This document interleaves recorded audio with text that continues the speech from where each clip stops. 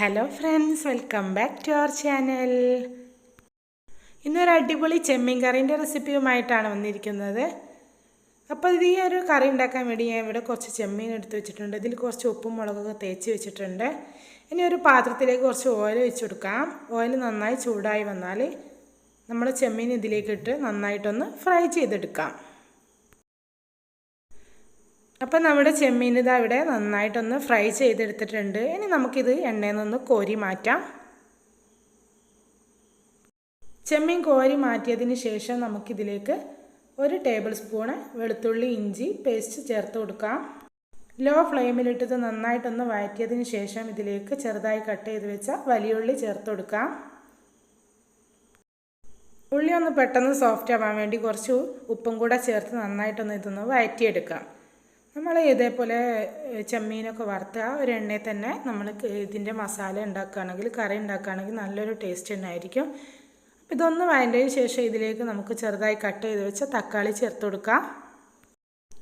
ഇനി ഇതിലേക്ക് നമുക്ക് ചെറുതായി കട്ട് ചെയ്ത് വെച്ച ഒരു ഉരുളക്കിഴങ്ങ് ചേർത്ത് കൊടുക്കാം. ഞാനിവിടെ തേങ്ങ അരച്ചിട്ടാണ് ഈ ഒരു ചെമ്മീൻ കറി ഉണ്ടാക്കുന്നത്. ഇനി ഇതിലേക്ക് കുറച്ച് കറിവേപ്പില മല്ലിച്ചപ്പും കൂടെ ചേർത്ത് കൊടുക്കുന്നുണ്ട്. ഇനി ഇത് നന്നായിട്ടൊന്ന് വഴറ്റി കൊടുക്കാം. അപ്പം നമ്മൾ ചേർത്ത തക്കാളി ഉള്ളി ഉരുളക്കിഴങ്ങൊക്കെ വെന്ത് നല്ലൊരു സോഫ്റ്റായി കിട്ടിയിട്ടുണ്ട്.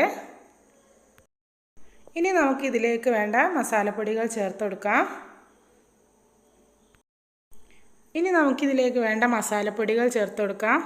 ഒരു ടേബിൾ സ്പൂൺ മുളക് പൊടി, ഒരു പിഞ്ച് മഞ്ഞൾപ്പൊടി കൂടുതലാവണ്ട, നമ്മൾ നേരത്തെ ചെമ്മീനിലിട്ടിട്ടുണ്ട്.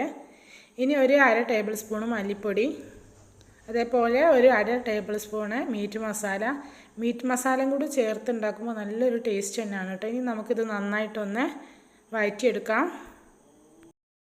ഇനി നമ്മൾ നേരത്തെ ഫ്രൈ ചെയ്ത് വെച്ച ചെമ്മീനില്ലേ, അത് ഇതിലേക്ക് ഇട്ടിട്ട് നന്നായിട്ടൊന്ന് മിക്സ് ചെയ്തെടുക്കാം. ഇനി നമുക്കിതിലേക്ക് കറിക്ക് ആവശ്യമായ വെള്ളം ചേർത്ത് കൊടുക്കാം. ചൂടുവെള്ളമാണ് ചേർത്ത് കൊടുക്കേണ്ടത്. പച്ചവെള്ളം ചേർത്ത് കൊടുക്കരുത്.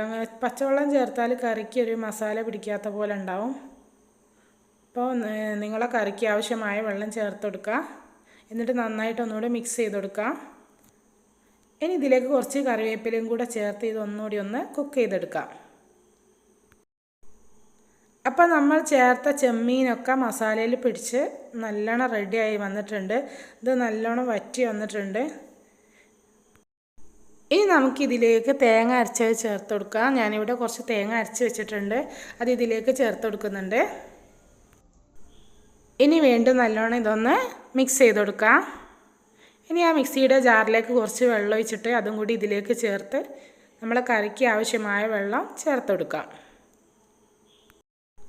അപ്പോൾ നമ്മുടെ കറി ഇവിടെ റെഡി ആയിട്ടുണ്ട്. ഇനി ഇതൊന്ന് ജസ്റ്റ് ഒന്ന് തിളപ്പിച്ചെടുക്കാം.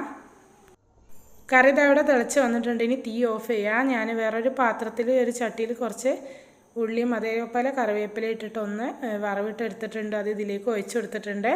ഇനി നന്നായിട്ടൊന്ന് മിക്സ് ചെയ്ത് കൊടുക്കാം. അപ്പോൾ നമ്മുടെ അടിപൊളി ടേസ്റ്റിയായ ചെമ്മീൻ കറി ഇവിടെ റെഡി ആയിട്ടുണ്ട്.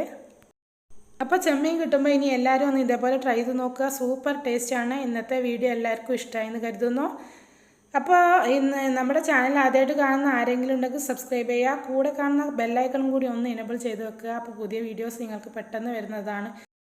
ഇൻഷാ അല്ലാഹ് വീണ്ടും കാണാം. Bye bye.